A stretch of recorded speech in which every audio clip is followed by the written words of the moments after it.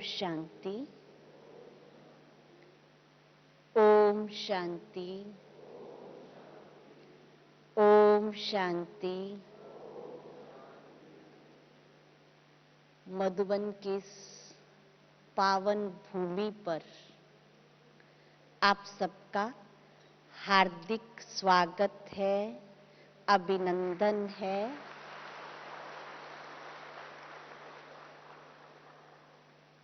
ये वो परमात्म भूमि है जिसका नाम ही कितना सुंदर है, मधुवन।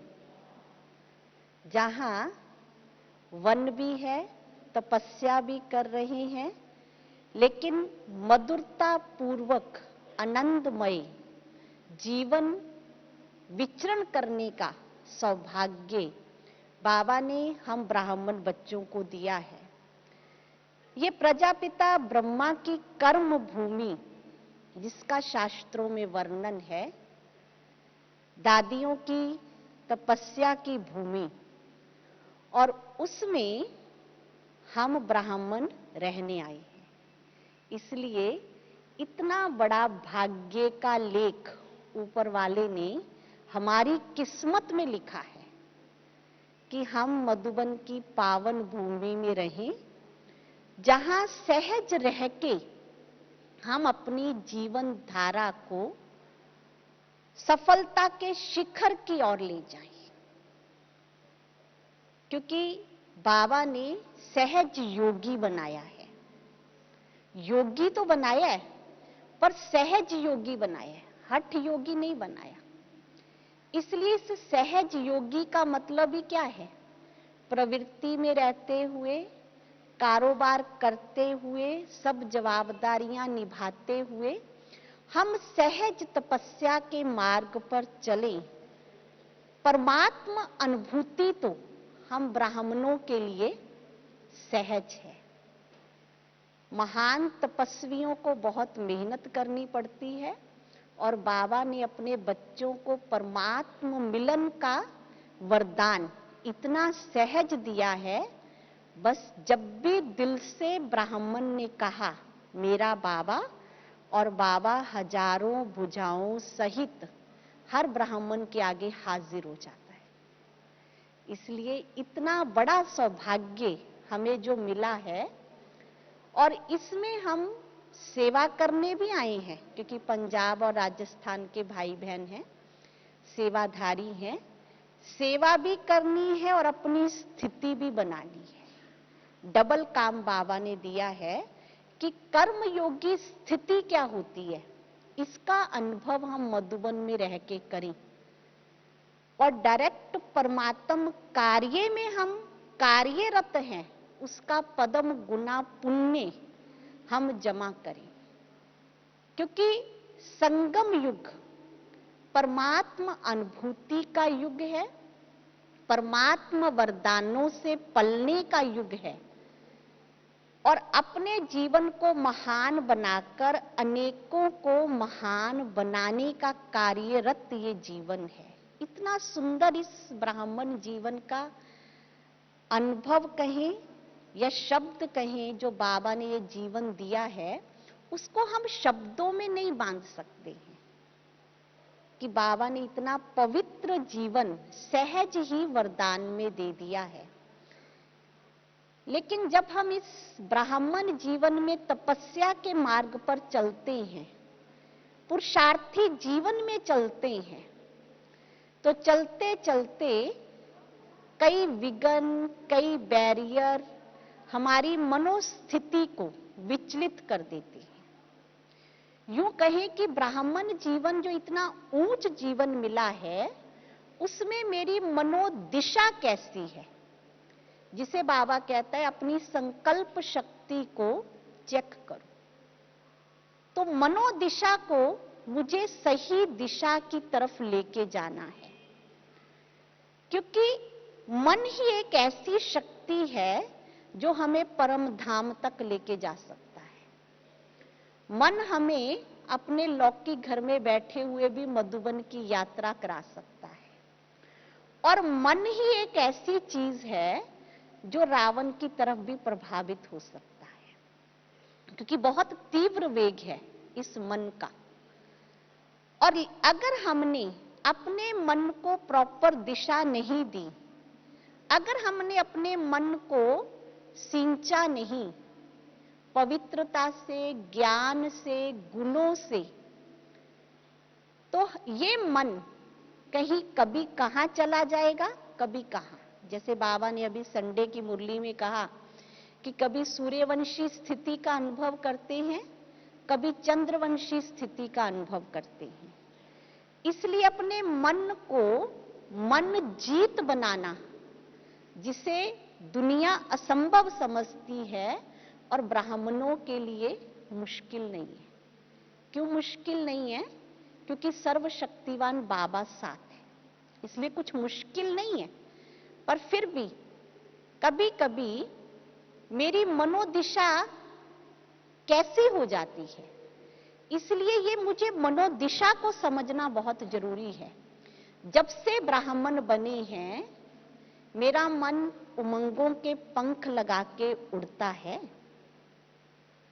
प्रभु प्यार के गीत गाता है। वाह बाबा, वाह मैं, वाह ब्राह्मण परिवार, वाह मेरा भाग्य, वाह सेवा का चांस। क्या निरंतर ऐसे गीत गाता है मेरा मन। या मेरा मन जो है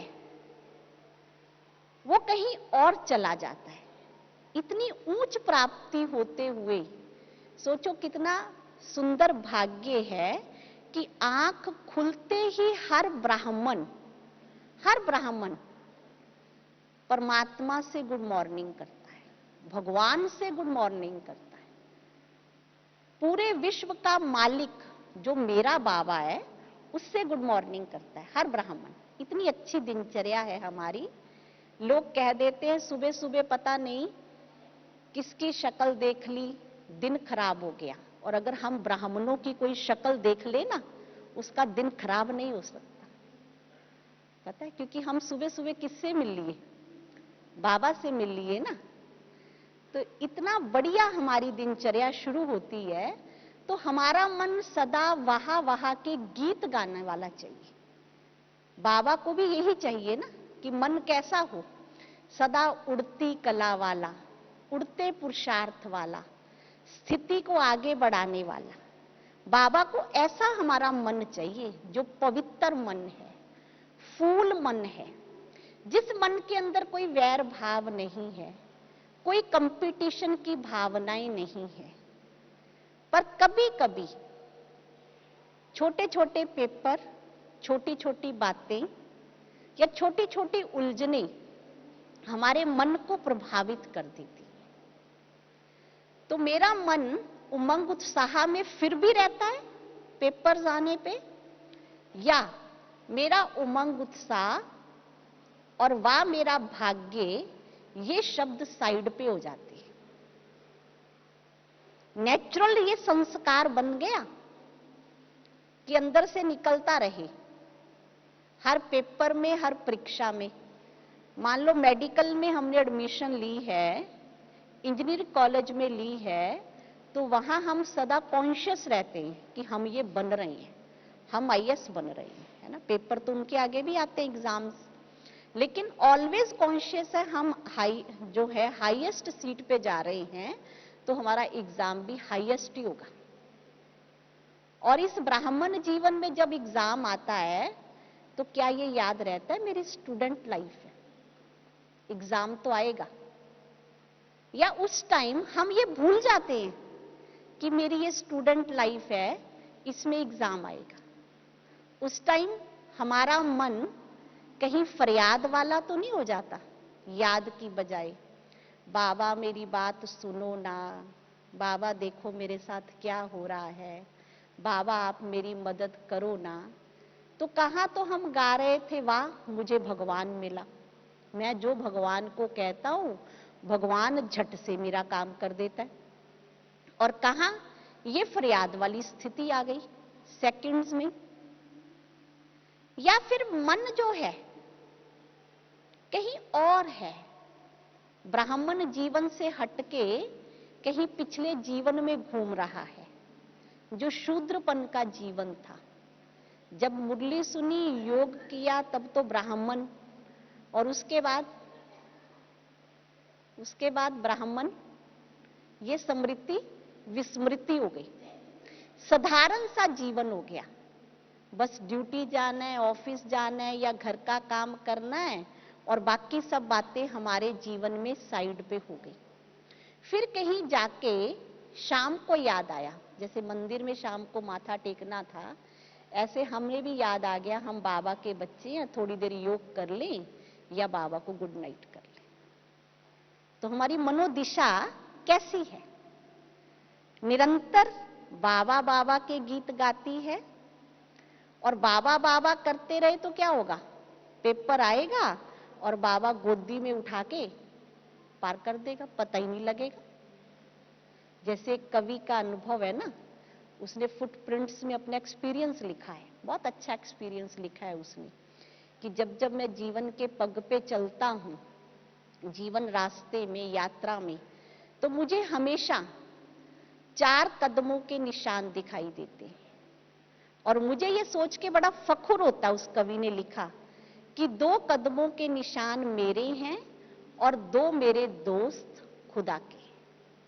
जब भी मैं जीवन में आगे बढ़ता हूं, पीछे मुड़ के देखता हूं, तो 2 कदमों के निशान मेरे अलावा और भी हैं, और मेरी हिम्मत कई गुना बढ़ जाती है कि भगवान मेरे साथ है, खुदा दोस्त मेरे साथ है। और जब उसने बड़ा अच्छा एक एक्सपीरियंस उसमें शेयर किया कि जब मेरे जीवन में कोई परीक्षा आई और परीक्षा के समय मैं घबरा गया, हिम्मत हार गया, तो मुझे याद आया भगवान कह रहा था मैं तेरे साथ हूं। पीछे मुड़ के देखा तो 2 कदमों के निशान ही नहीं है। तो बड़ी हैरानी हो गई कि 2 कदमों के निशान ही नहीं है। कहां तो भगवान मुझे हमेशा हिम्मत देता रहता था, मैं तुम्हारे साथ हूं, मैं तुम्हारे साथ हूं। भगवान मेरा दोस्त बनके हर मदद करता रहा। और ये कैसा दोस्त है? पेपर आया और पेपर के टाइम ये साइड पे हो गया। उसने उलाना दिया कि तुम भी स्वार्थी निकले, दुनिया की तरह खुददार निकले, जब पेपर आया तुम भी साइड पे हो गए, दुनिया के लोग भी ऐसे करते हैं। तो बहुत अच्छी उसको टचिंग्स हुई उस टाइम कि वो 2 कदमों के निशान तुम्हारे नहीं मेरे थे। मैंने तो तुम्हें अपने कंधों पे उठा लिया था, ये भगवान उसको कह रहा था। तो हमारे लिए भी वही बात है कि पेपर आता है तो बाबा हमें अपनी गोद में उठा लेता है, तभी तो हम पेपर को पार कर लेते हैं। लेकिन हमारी वीकनेस कहाँ है कि बाबा ने मुझे उठाया, मैं पेपर से पास हो गया, ये तो भूल जाते हैं। लेकिन उस पेपर के टाइम जो तकलीफ हुई ना, जो पेनफुल पीरियड रहा, उसको रिवाइज करते रहते हैं। मुरली के पॉइंट तो रिवाइज भूल गए, वाह बाबा करना भूल गए, लेकिन वो पेनफुल पीरियड याद रहा। तो वो पेनफुल पीरियड का पेन इतना हो रहा था, जो बाबा ने गोदी में उठाया उसका पता ही नहीं लगा। इसलिए उसके लिए मुझे क्या करना पड़ेगा? मुझे अपने मन की तार बाबा से जोड़नी है ना, बाबा को अपने प्यार की रस्सी में बांध के रखना है ना। पर मुझे फीलिंग भी तो आए कि बाबा मेरे साथ है, बाबा मेरा हर कार्य कर रहा है, बाबा मेरा मददगार है।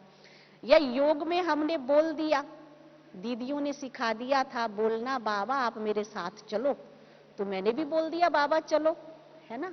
दीदी को तो अनुभव हुआ होगा, मुझे तो हुआ नहीं कि बाबा कहाँ है, बाबा तो मुझे मेरे साथ दिखा ही नहीं। लेकिन उसको मैंने अनुभव में लाना है, अपने प्यार में बांधना है। तो मुझे अपनी मनोस्थिति को हमेशा आगे बढ़ाना है। अगर मेरी मनोस्थिति अच्छी नहीं होगी, मनोस्थिति खुशनुमा नहीं होगी, मनोस्थिति व्यवहारिक कारोबार में या इधर उधर की चिंताओं में चिंतित होगी, तो बाबा याद कहां रहेगा? नहीं रहेगा। या वाह मेरा भाग्य ये नहीं रहेगा। सब कुछ मिल रहा है। सोचो, जब से बाबा के बच्चे बने, मैं समझती हूँ एक भी ऐसा नहीं होगा जिसका कभी कोई काम रुक गया हो। एक भी ऐसा नहीं होगा। अभी जब हम मधुबन के लिए निकल रहे थे तो एक कुमारी मुझे आके कहती, दीदी कल मेरा बहुत बड़ा बैंक का एग्जाम है, तो मैंने आपसे आशीर्वाद लेना है, मेरे सिर पे हाथ रखो, मुझे दृष्टि दो। मैंने बस उसको कहा, अपना बोर्ड पढ़ो, बोर्ड पे वरदान क्या है। तो वरदान दुआओं का वरदान था। मैंने कहा देखो, आपको तो बाबा वरदान में कह रहा है कि बाबा की दुआएं साथ है, बाबा साथ है, इसलिए घबराओ नहीं। और अगले दिन उसने मुझे मैसेज सेंड किया कि दीदी बाबा ने फुल मदद की, बाबा आया था। तो बाबा को साथ रखेंगे तो बाबा क्या करेगा? करेगा ना मदद, और सबको अनुभव है, सबके काम वो करता है। इसीलिए इतना अच्छा साथी है, दोस्त है कि जब चाहो हमारे बुलाने पे आ जाता है। पर हम ही कहीं ना कहीं उलझ जाते हैं तो बाबा साइड पे हो जाता है। मुझे एक का सुनाते सुनाते बात याद आ गई। एक बार एक बहन शेयर कर रही थी कि मैं भोजन कर रही थी और भोजन करते करते मैंने बाबा को इनवाइट किया पहले कि बाबा आज आप मेरे साथ खाना भोजन ना, बस आप साथ बैठना, अनुभव कराना कि मैं बाबा की छत्र छाया में बैठ के खा रही हूँ। और कहा, मुझे बिल्कुल स्पष्ट अनुभव हुआ कि साकार बाबा ये चेयर पे बैठा है, मैं ये बैठी हूँ, और भोजन मैंने करना शुरू किया। कहा कुछ देर में मैं कहीं अपने ख्यालों में ही खो गई और क्या देखती हूँ कि बाबा ऐसे करके मुझे देख रहा है।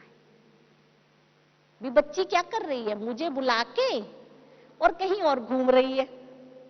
तो वो हमारे साथ भी हो जाता है ना कि बाबा को बुला लेते हैं, उसके बाद बाबा भूल जाता है।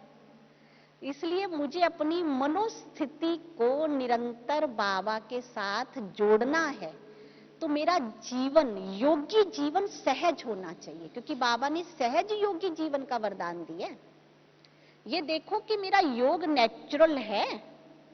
जैसे मुझे सुबह उठना है, नहाना है, कोई आपको प्लान देता है इसका कि चलो उठ जाओ, अभी उठ के स्नान कर लो? नहीं, आपको पता है और उठना है, स्नान करना है, नेचुरल है। फिर कोई आपको प्लान देता है कि ब्रेकफास्ट कर को? नहीं, अंदर स्वतः एक घंटी बजती है, ब्रेकफास्ट का टाइम हो गया, ब्रेकफास्ट करना है, नेचुरल है। फिर कोई कह रहा है कि अभी ऑन ड्यूटी है आपको घर के कारोबार करने हैं या ऑफिस या दुकान का, नेचुरल आप अपना बैगेज उठाते और चल पड़ते। कोई कुछ नहीं आपको कमांड दे रहा, आपने अपने आप को कमांड दी हुई है, नेचुरल है, और वो स्वतः प्ले हो रहा है, वो कर्म डेली रूटीन की। तो क्या योगी जीवन में मेरा योग भी ऐसे नेचुरल है कि स्वतः प्ले हो रहा है, या योग के लिए मुझे स्पेशल रेड लाइट करके, बाबा का चित्र सामने रख के, बाबा के सामने याद करके, कई सारे स्वमान याद करके फिर कहीं जाकर मेरी भूमिका बनती है, मेरी एकाग्रता बनती है, और उसके बाद हम योग लगाने लगते हैं। तो कैसा है मेरा योगी जीवन? नेचुरल है। जैसे मुझे दोस्त याद आ रहा है, नेचुरल याद आ रहा है, या मैंने उसके लिए रेड लाइट की है या उसका चित्र सामने रखा है? नहीं, आ गया ना याद। कोई और कारोबार से जुड़ा व्यक्ति याद आ रहा है, घर परिवार का मेंबर याद आ रहा है, नेचुरल याद आ गया, जोर थोड़ा ही लगाना पड़ा, कोई ध्यान लगाना पड़ा नहीं। और मुझे बाबा से बात करने के लिए इतनी कंसंट्रेशन करनी पड़ती है, कोई आवाज ना आ जाए, है ना, कानों में वो बाबा के गीत चलते रहे, उसके लिए हेडफोन भी लगा लिया, सब कर लिया, और फिर भी क्या कहते हैं उठ के, मेरा योग आज अच्छा नहीं था। इसका मतलब योग क्यों नहीं अच्छा था? कि वो चीज मेरा संस्कार नहीं बनी है। जैसे बाबा मेरे रगों में समा जाए ना, वो चीज मेरे अंदर नहीं आई है। इसीलिए बाबा ने ये हमें होमवर्क दिया है कि डेली क्लास, है ना, डेली चाहिए हमें, डेली डोज चाहिए। फिर वो भी होम्योपैथिक सिस्टम वाली ना, थोड़ी थोड़ी देर में चाहिए। एक ही बार खा ली एलोपैथिक और 12 घंटे जरूरत नहीं पड़ी, ऐसी नहीं, थोड़ी थोड़ी देर बाद चाहिए। अगर हम वो डोज लेते रहेंगे तो हमें स्मृति रहेगी, और अगर हमने वो डोज नहीं ली तो विस्मृति हो जाएगी।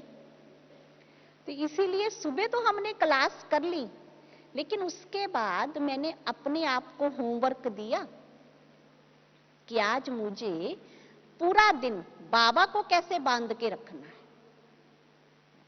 बाबा के साथ मुझे क्या प्लान करना है, बाबा के साथ कैसे कार्य विधि करनी है।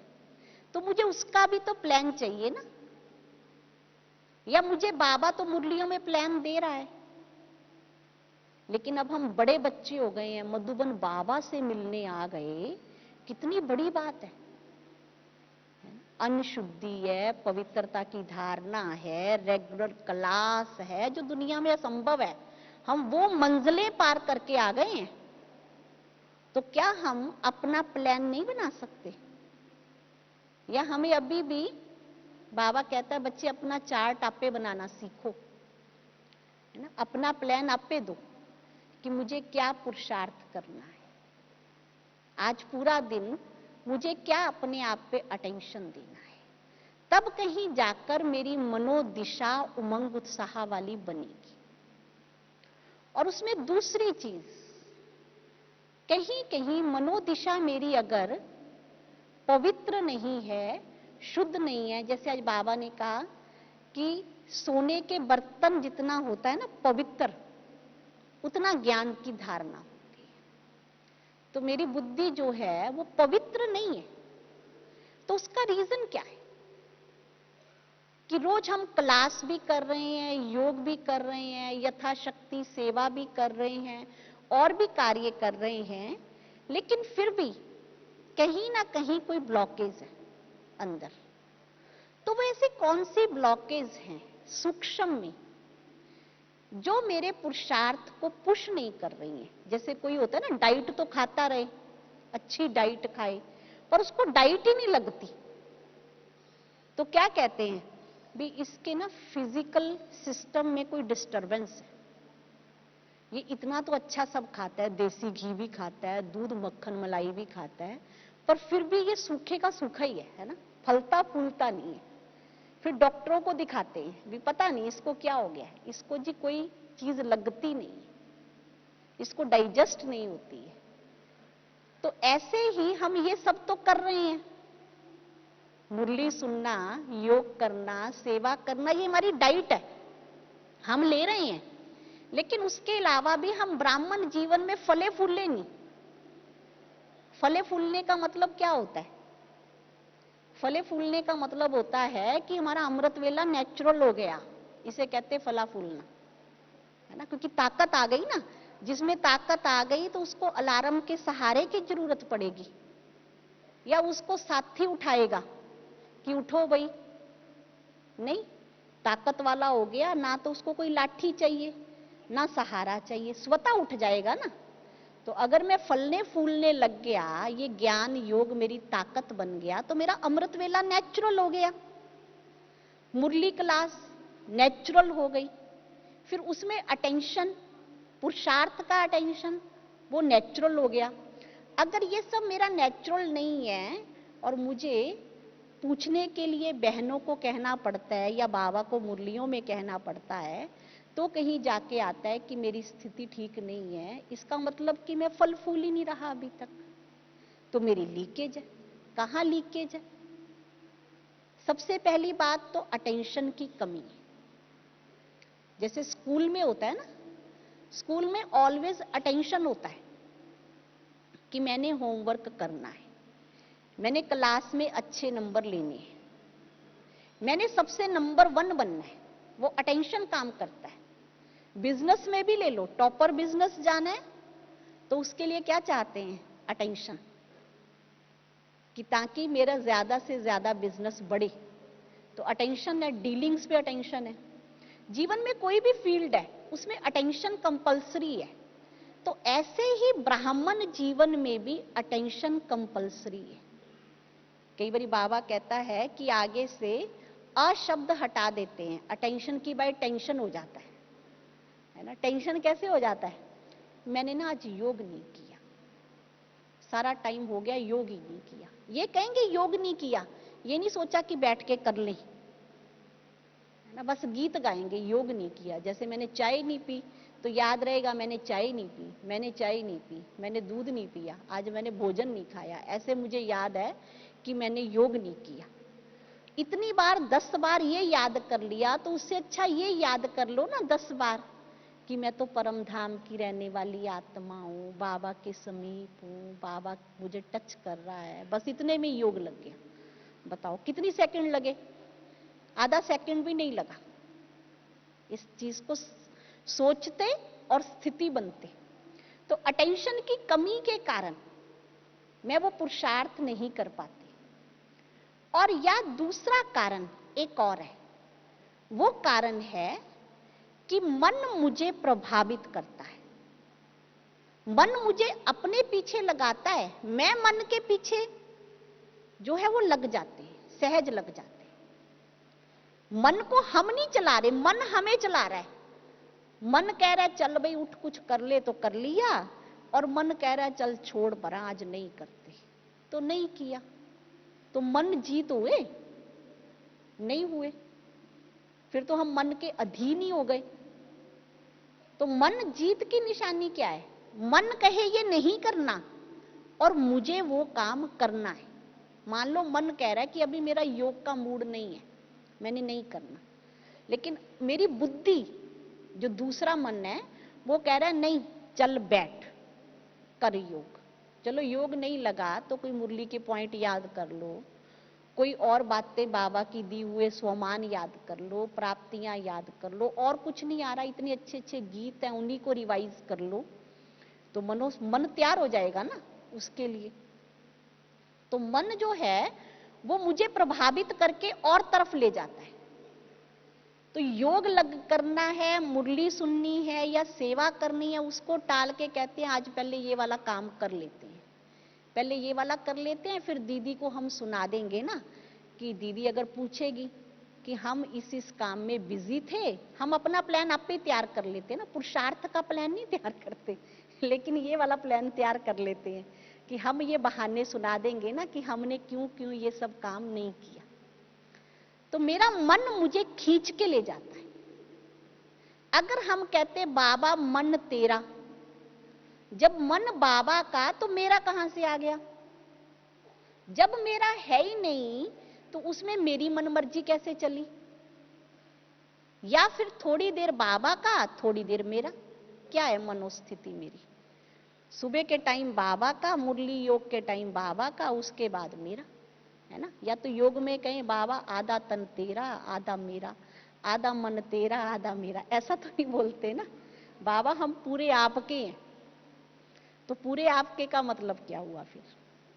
इसलिए मेरी मनोस्थिति तभी अच्छी होगी, जिसे बाबा कहता है समृद्धि अच्छी होगी, वो तभी होगी जब मैं मन के पीछे ना लगूं। दूसरा, हमारा जो मनोस्थिति है या बुद्धि है वो प्रभावित होती है कंपनी से, संगत से। जैसा संग वैसा रंग लगता है। तो मेरी कंपनी कैसी है? क्या मैंने बाबा को कंपेनियन बनाया या मेरी कंपनी किसी और से है? फिर आजकल तो कंपनी के बहुत सारे साधन हैं। थोड़ा थोड़ा बाहर के कल्चर का इफेक्ट है कि हम ज्यादा दोस्त नहीं बनाते, लेकिन मोबाइल को दोस्त बना के रख लेते हैं, और उसमें बहुत कुछ है, उसी में लगे पड़े हैं, या तो मोबाइल में लगे हुए हैं या फिर किसी से कोई बात शेयर करने में लगे हैं। और कई बार ऐसे भी हो जाता है कि हमारी कंपनी जो है वो ऐसे कमजोर ब्राह्मणों से हम अपने मन की बात शेयर कर लेते हैं जो खुद ही हिम्मत हारे हुए हैं, है ना। हम कहते हैं बड़ा मुश्किल है। अमृत वेला बाबा रोज मुरली में बोलता है, सुनते हैं तो बड़ा हिम्मत आती है, मधुबन में बाबा हाथ उठवाता है, ये बात कर लोगे, हम हाथ उठा लेते हैं, लेकिन ऐसे ही है। वो कहता हाँ है तो मुश्किल ही है, क्योंकि हम किसको सुना रहे हैं? जैसे कमजोर को कमजोर मिल गया ना, चोर को मिले चोर कर कर लंबे हाथ, तो कमजोर को कमजोर मिले कर कर लंबे हाथ, फिर हमें लगता है ये दोस्त ठीक है ना, ये मेरे मन की बात समझता है ना, इसको पता है कि मुझे घर की कारोबार, मुझे बहुत सारी परिस्थितियां हैं, तो वो दोस्त पसंद आ गया। क्यों पसंद आ गया? उससे फ्रीक्वेंसी मिल गई, उससे मनोस्थिति मैच कर गई, तो उसने मेरी कमजोरी की बात को शय दे दी और मुझे लगा ये ठीक है ना, और बस फिर तो सिलसिला शुरू हो गया, उसके बाद तो कहने का विषय ही नहीं है ना।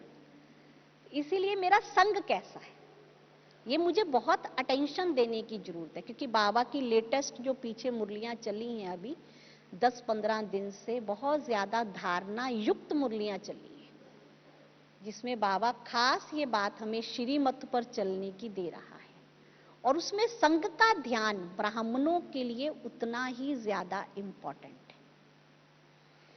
किनका संग? जो पॉजिटिव सोचें, जो हिम्मत दें। चलो हमारा योग नहीं लग रहा, हमने उनका संग किया, वो कहे चलो मैं तुम्हें योग कराता हूं, है ना।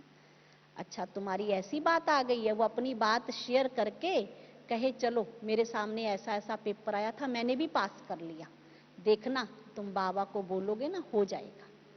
तो अगर ऐसों का संग होगा तो ब्राह्मण जीवन सहज आगे बढ़ जाएगा, और अगर हमारा संग कमजोरों का हुआ तो ब्राह्मण जीवन ठहरती कला में आ जाएगा। सोचो इतनी मुश्किल से भगवान मिला, कितनी मुश्किल से मिला, कितने जन्म तपस्या की, भले इस जन्म की स्मृति नहीं है, लेकिन बाबा को मिलते ही सहज प्रेम विभोर हो जाते हैं ना। तो जो व्यक्ति बहुत देर का बिछड़ा होता है वहां प्रेम विभोर होते हैं हम, तो बाबा को देखते खुशी में आ जाते हैं। इसका मतलब हम कितनी देर के बिछड़े हुए हैं, जो देखते ही खुशी में आ गए, मधुबन में आके खुशी में आ जाते हैं। इसका मतलब मधुबन घर हमारा कितना समय दूर रहा चक्कर के हिसाब से देखो, तो अब आए हैं मधुबन, है ना, तो देख के मधुबन खुशी आ गई, दादियों को देख के खुशी हो गई, है ना। तो कहां से खुशी आई? तो हमारा बिछड़ा परिवार है ना, ये सब चीजें हमारे अंदर खुशी पैदा करती हैं। यहां हमें संग अच्छा मिलता है, वातावरण अच्छा मिलता है, तो स्थिति पुश हो जाती है ना। फिर कहते हैं मधुबन में तो बहुत ठीक थी, तो बाबा कहते हैं जो यहां जमा किया उसको साथ ले जाना। तो हम क्या करते हैं, यहां तो जमा करते हैं और कहते हैं बस बाबा अब जाके ना बहुत अच्छा पुरुषार्थ करेंगे।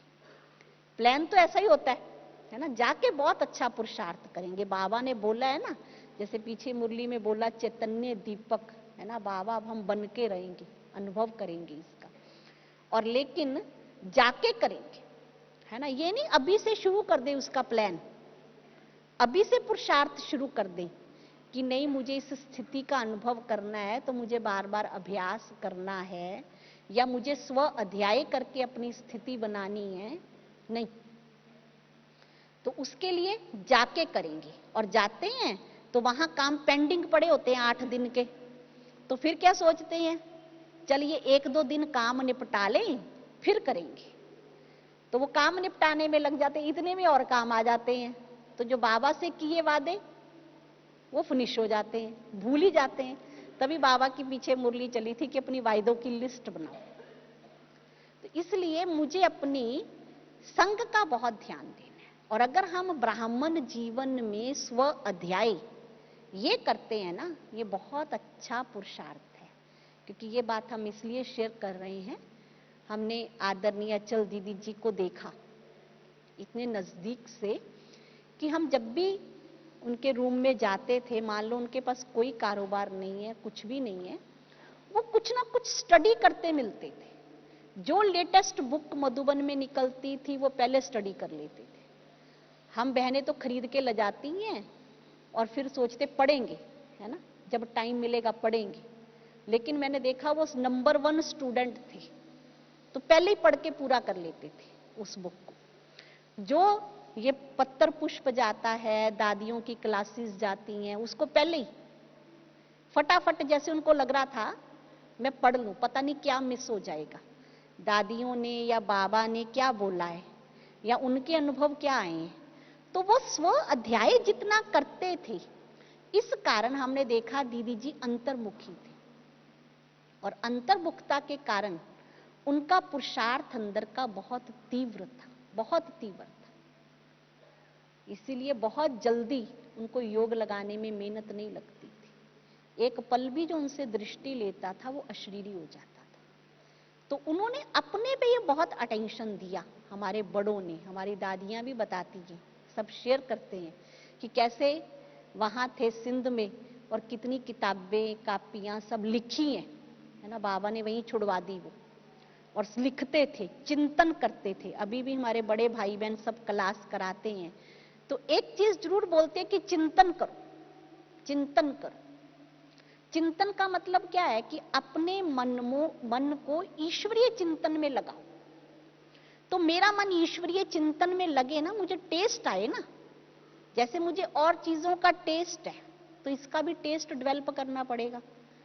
और वंडरफुल बात यह है कि अगर आप ईश्वरीय चिंतन करने लग गए ना, खुद का भी एक्सपीरियंस कहता है कि इतना आनंद आता है उसमें, इतनी अच्छी अच्छी बातें टच होती हैं, इतना कुछ रिलेट होता है। अच्छा, इसका मीनिंग ये है, इसका मीनिंग ये है, ये तो हमें आज ही समझ आया। खुद को भी ऐसे लगता है मुझे। ऐसी एक दिन मैं बैठी ऐसे कुछ सोच रही थी, तो सोचते सोचते मुझे संग की बात पे चिंतन चला।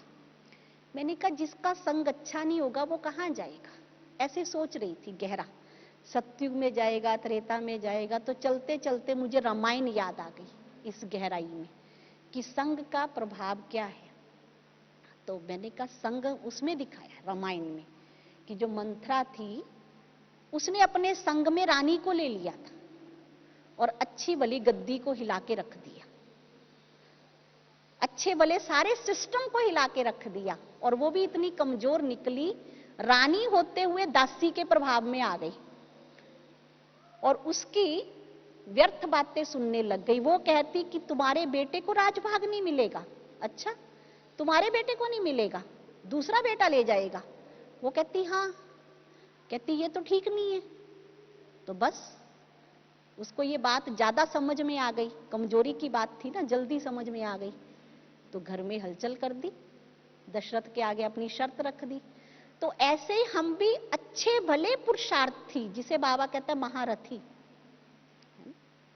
अच्छे योगी, अच्छे सेवाधारी, नंबर 1 समर्पित बुद्धि, आज्ञाकारी, और किसके प्रभाव में आ गए? संग के प्रभाव में आ गए, है ना। और वो संग भी किसका लग गया? दासी का ही लगेगा ना, क्योंकि नेगेटिव थिंकिंग किसकी होगी? दासी का मतलब जिसकी कमजोर स्थिति होगी, जो मन का दास होगा। बाबा ने मुरली में खोला, जो मन का दास है वो उदास होता है। तो उसके प्रभाव में आ गए तो हमारी स्थिति भी खराब हो गई। तो सोचो कहां सीट मिलेगी। और जो सूर्यवंशी बने वो कैसे बने? कितना सहज दिखाया है। पूरा भागवत भरा पड़ा है श्री कृष्ण और गोपियों की रास। बस मगन है, बांसुरी चल रही है, रास में मगन है। काम कर रहे थे, बांसुरी की धुन सुनी और काम करते चल पड़े। कोई नहीं पता चप्पल पहनी नहीं पहनी, कपड़े कैसे पहने, चल पड़े। यानी वो हमेशा प्रभु प्यार में मगन।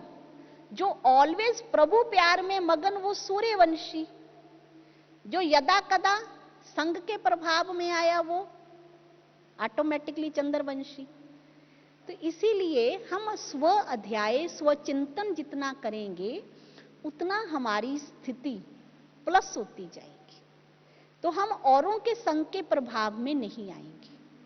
कितना कुछ देखो मधुबन से निकलता है, कभी ज्ञान अमृत है, कभी ज्ञान वीणा है, नई नई बुक्स हैं, नए नए भाई बहनों के चिंतन है, फिर उसके अलावा क्लासेस हैं, और ये जो टीवी से पीस ऑफ माइंड से ऑलवेज प्रोग्राम आ रहे हैं, कितना अच्छा कर दिया। घर घर सारा आश्रम बन गया, सबके घर में चल रहा है, दुकानों पे चल रहा है। देखो कितना बढ़िया बाबा ने हमें प्रबंध कर दिया है ना। अभी तो ब्राह्मण बनना कितना इजी है, सब कुछ मटेरियल रेडीमेड तैयार है, आपको सिर्फ खाना है। और शुरू में ना तो ब्रह्मा बाबा के आगे कोई था और ना दादियों के आगे, है ना। और सब लेकिन ब्रह्मा बाबा और दादियां मिलके इतना बड़ा यज्ञ, विशाल वृक्ष जैसा पूरा इतना बड़ा यज्ञ स्थापित कर दिया। इतने देश विदेश में सेवाएं फैल गई और सेवाओं में वो ऐसे व्यस्त नहीं हुए, सेवाएं बढ़ती चली गई, दादियां डिटैच हो गई, बाबा और मैं, बाबा और मैं। और हम कई बार क्या कह देते हैं कि सेवा के कारण मेरा पुरुषार्थ नहीं हुआ, है ना। दादी जी, जानकी दादी कहते हैं कि वो सेवा थोड़ा है जो पुरुषार्थ ही ठंडा कर दिया जिस सेवा ने। इसका मतलब वो सेवा में कहीं स्वार्थ समाया हुआ है, कहीं अहम और वहम समाया हुआ है, तो पुरुषार्थ ठंडा हो गया। इसलिए हम अपनी मनोस्थिति को आगे बढ़ाने के लिए उतना ही संग का भी ध्यान रखें।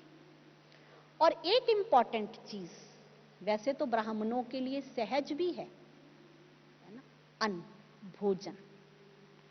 भोजन बहुत महत्वपूर्ण चीज है, बहुत महत्वपूर्ण चीज है। देखो, मधुबन में दादियों की तपस्या का बल, बाबा की कर्म भूमि, पवित्र वाइब्रेशन और योगियों के हाथ का बना भोजन जैसे ही हमारे अंदर जाता है, सोचो पहले दिन जैसे ही आप वो कना दाना यज्ञ का खाते हैं तो चेहरा कैसा हो जाता है, कैसा हो जाता है। बस एक कप चाय पी है जस्ट, है ना, सफर से आके, तो वो सफर हमारा कितना भी लंबा हो, कैसे हो जाते हैं, फ्रेश, जैसे एनर्जी की टॉनिक मिल गई, है ना। कितना पवित्र भोजन है वो। अंदर गया और हमारी स्थिति चढ़ती कला में हो गई, है ना। ये है वो एनर्जी के टॉनिक्स जो मधुबन में आते ही मिल गया हमें। इतना पवित्र ब्रह्मा भोजन मिल गया। और फिर यहां हम 8 दिन रहे, 10 दिन रहे, वो पवित्र भोजन अंदर चलता रहा, स्थिति टॉप हो गई। जब हम बाहर फील्ड में गए तो वहां भोजन तो पवित्र ही है ना, शुद्ध अन्न तो है, लेकिन शुद्ध अन्न के साथ साथ आजकल कुछ मशीन मेड चीज, हमने इनको थोड़ा सा लाइटली ले लिया, है ना। चल बिस्कुट ही है, चल कुछ और ही है, चल कुछ और ही है ना, चलो थोड़ा सा ऐसे ही है, हम परिवार वाले हैं, थोड़ा तो निभाना ही पड़ता है, थोड़ा तो लेना ही पड़ता है, तो क्या होगा, क्या होगा उसका। जैसे ही वो चीज अंदर जाती है तो सोचो, यहाँ की एक चाय ने हमें पूरा एनर्जी ड्रिंक दे दिया, हमारी बैटरी चार्ज हो गई, हम फ्रेश हो गए, हम घूमने के लिए या सेवा के लिए रेडी हो गए। और वहां की जो हमने ड्रिंक ली, चाय कॉफी जो भी, उससे हमारी एनर्जी लेवल लो हो गया, ब्लड प्रेशर ही लो हो गया, पुरुषार्थ ही नीचे आने लग गया। तो उसमें बनाने वालों का संकल्प भी है और ग्रहण करने वाला बाबा ने कहा वो तो उतनी पॉजिटिविटी से ग्रहण करे ना, तो वो चीज भी उसमें खत्म हो जाएगी। इसलिए अन्न एक बहुत इंपॉर्टेंट चीज है। हमें याद है, हम थोड़े दिन पहले कहीं गए तो ऐसी किसी बात पे हम रास्ते में डिस्कस कर रहे थे, लंबा टाइम हम एक ही बात पे डिस्कस करते रहे, तो मुझे ना अचानक याद आ गया। मैंने कहा लगता है वहां की ना चाय का असर है। तो हम हंस पड़े जो भी गाड़ी में थे ना, मैंने कहा ज्यादा ही असर हो गया चाय का ना, जब हम एक ही बात पे डिस्कस कर रहे हैं, चलो हम थोड़ा सा टॉपिक चेंज करें। तो वो क्या है कि जिन विचारों में बना भोजन वो हमारी मनोस्थिति को कैसे करता है, तुरंत प्रभावित करता है ना। तो इसीलिए अन्न, बाबा ने हमें वो चीजें दी हैं, इस अंतिम जन्म में हम ऊंच शिखर पे ब्रह्मा बाप समान बन जाएं और कुछ छोटे से पीरियड में बन जाएं, तो उसके लिए बाबा ने हमें ये अटेंशन खिंचवाया। फिर कई कहते हैं कि मुश्किल है ना, मुश्किल क्या है, कुछ भी नहीं, बड़ी सहज बात है।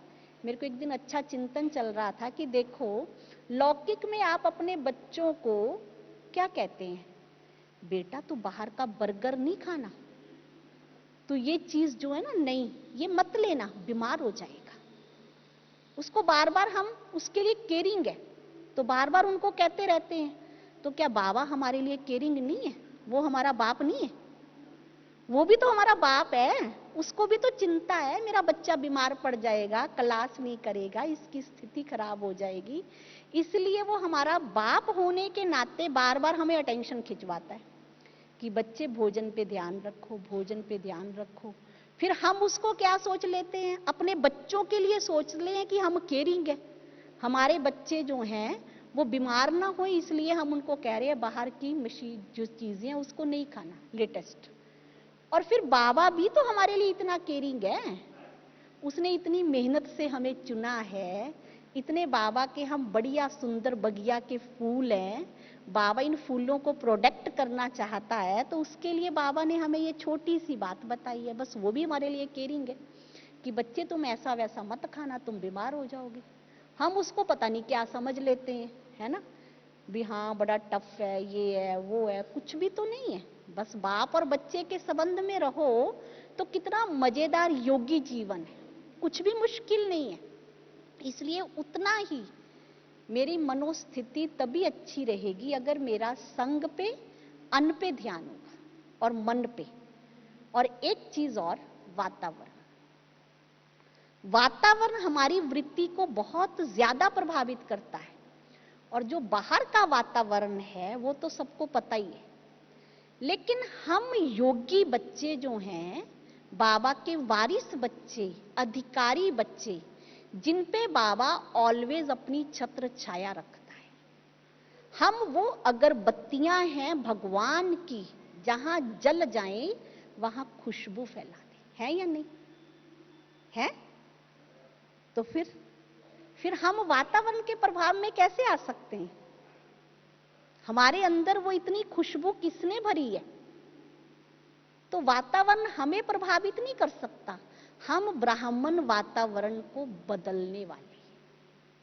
तभी तो बाबा कहते हैं प्रकृति जीत है।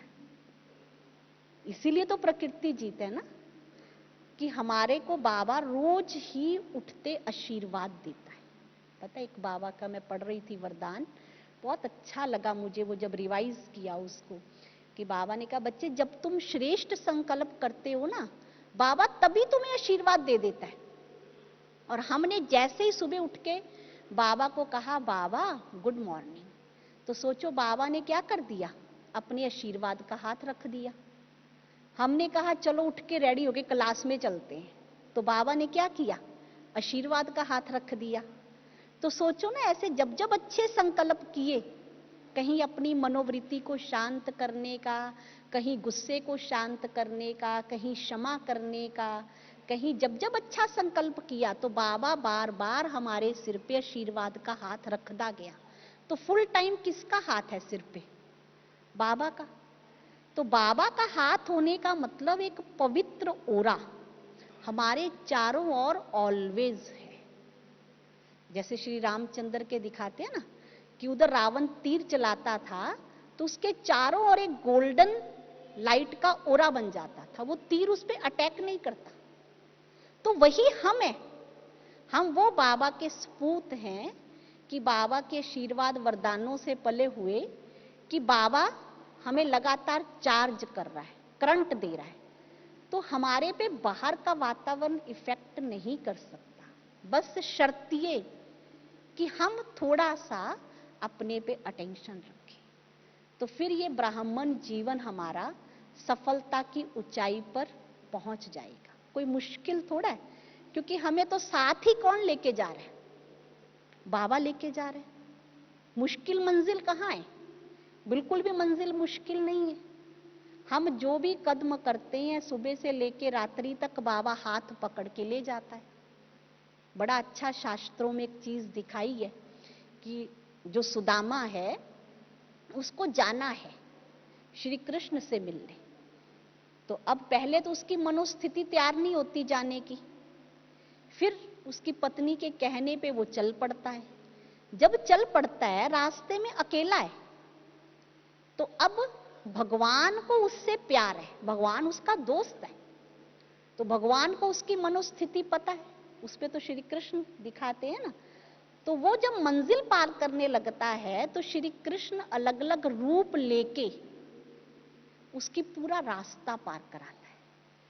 कभी किसी रूप में दोस्त बन जाता है, कभी किस रूप में बन जाता है, अलग अलग रूपों में उसका दोस्त बनता रहता है, और वो उसको गोकुल तक ले जाता है, द्वारिका तक ले जाता है, उसके मंजिल तक ले जाता है। और वही हाल हमारा है, गायन वहां है लेकिन वो हम है, कि हमारे हर कदम के कदम साथ बाबा है। बस अगर ये हमें स्मृतियां निरंतर रहे, बाबा मेरे साथ है, बाबा का आशीर्वाद मेरे सिर पे है, तो ये ब्राह्मण जीवन सहज ही संपन्नता की ओर जा सकता है। ओम शांति।